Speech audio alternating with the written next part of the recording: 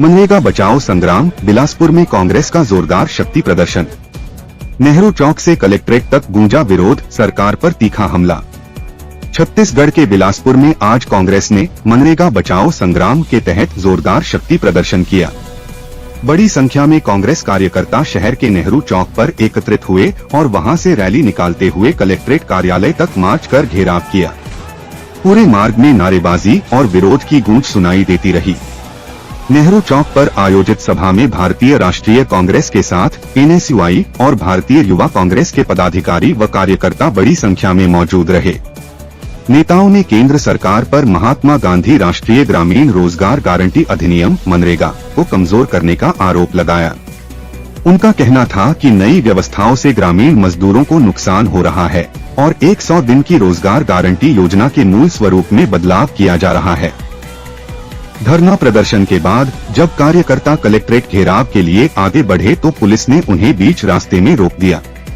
इस दौरान पुलिस और कांग्रेस कार्यकर्ताओं के बीच कुछ समय के लिए गहमागहमी की स्थिति भी बन गई। हालांकि बाद में प्रतिनिधिमंडल ने प्रशासन को ज्ञापन सौंपकर अपनी मांगे रखी। नेताओं ने सरकार को घेरा। कोटा विधायक अटल श्रीवास्तव ने कहा कि सरकार की नीतियां बड़े उद्योगपतियों को लाभ पहुंचाने वाली हैं, जबकि गरीब और मजदूर वर्ग प्रभावित हो रहा है। उन्होंने चेतावनी दी कि यह आंदोलन केवल शुरुआत है और आवश्यकता पड़ी तो लड़ाई सड़क से लेकर सदन तक लड़ी जाएगी। मस्तूरी विधायक दिलीप लहरिया ने भी सरकार पर आरोप लगाते हुए कहा कि डबल इंजन की सरकार गरीबों को परेशान कर रही है। वहीं पूर्व बैंक अध्यक्ष प्रमोद नायक ने कहा कि मनरेगा ग्रामीण परिवारों की आजीविका का मजबूत सहारा है और इसे कमजोर करने की किसी भी कोशिश का विरोध किया जाएगा। कांग्रेस नेताओं का कहना है कि यदि मनरेगा को कमजोर किया गया तो ग्रामीण क्षेत्रों में पलायन बढ़ेगा और इसका सीधा असर गरीब परिवारों व बच्चों की पढ़ाई पर पड़ेगा। कार्यक्रम में बड़ी संख्या में कार्यकर्ताओं की भागीदारी ने इसे कांग्रेस के बड़े शक्ति प्रदर्शन के रूप में स्थापित किया।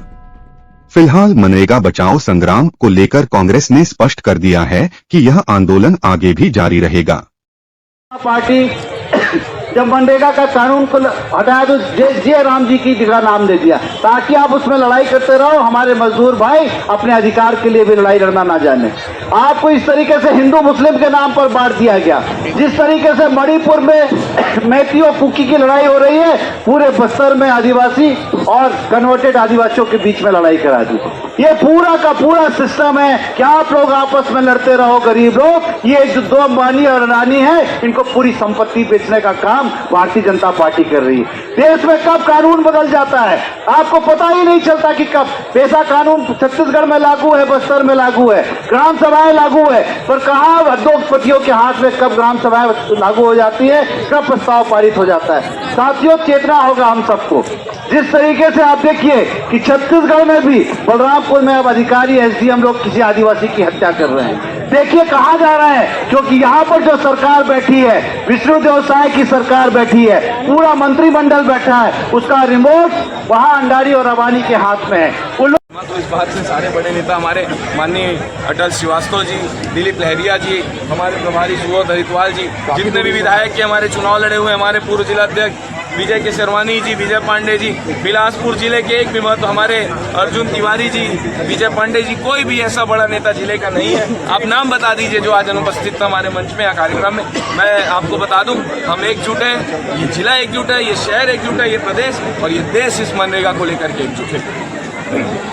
1-1.5 महीने से मनरेगा बचाओ संग्राम पूरे देश में चल रहा है। बिलासपुर जिले में भी हर एक पंचायत में पद यात्रा, जन चौपाल, नुक्कड़ सभा के माध्यम से, ब्लॉकों में धरना के माध्यम से, जिले में उपवास के माध्यम से और आज कलेक्ट्रेट घेराव के माध्यम से मनरेगा बचाने का काम कांग्रेस पार्टी कर रही है पूरे देश में। जिस प्रकार से मनरेगा के मजदूरों को पहले पंचायत में काम मांगते थे तो उन्हें काम दिया जाता था, 15 दिवस के भीतर अगर काम नहीं मिलता था तो उन्हें बेरोजगारी भत्ता दिया जाता था और केंद्र के जो पैसा था वो 90% मजदूरों के लिए आता था। अब मनरेगा के मजदूरों के लिए केंद्र सरकार ने 40% राज्य सरकार और 60% केंद्र सरकार जो है फंड दे रही है, जिससे ये मनरेगा कानून पूरी तरह से खत्म हो जाएगा।